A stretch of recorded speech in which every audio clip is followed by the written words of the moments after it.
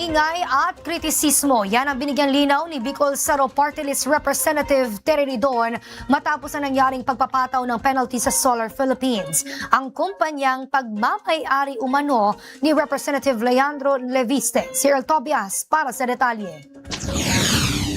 Naniniwala si House Committee on Energy and Franchise Member Terry Ridon na nararapat lang ang ipinataw ng Department of Energy na 24 billion pesos na penalty sa Solar Philippines. Si Batangas Representative Leandro Leviste ang founder ng naturang solar company at sabi ng DOE, bigong tuparin ng Solar Philippines ang kanilang mga obligasyon sa kontrata at palyado rin sa pagsunod sa napagkasundoang project timeline. Parte dapat ng responsibilidad ng Solar Philippines ang makapag-deliver ng malaking bahagi ng solar energy sa bansa bilang parte ng paghahanda sa mas lumalaking demand ng kuryente. Pero sabi ng DOE, nasa 12,000 megawatts ang biguro mapunan ng kumpanya.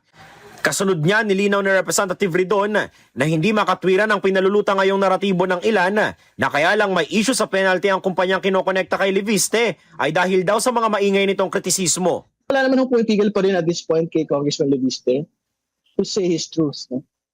Sabihin, if tingin niya talaga meron pong mga kailangan ayusin sa gobyerno, dapat ko talagang supportahan niyo. Kung kailangan makapaglatag ng malalimang reforma, patay doon sa mga binabanggit po niyang mga dokumento, katulad ng Cabral Files, wala po tayong problema doon. Pero hindi ko din natin pwedeng bitawan yung pong mga abuso doon po sa mga, una sa prangkisa, kung hindi ko niya kinilusan. Sabi ni Ridon ang mas mainam na gawin, agad nang sagutin ni Leviste ang ilan pang mga katanungan kasunod ng naipataw na penalty at makatwiran lang anyang maimbestigahan ito sa Kamara.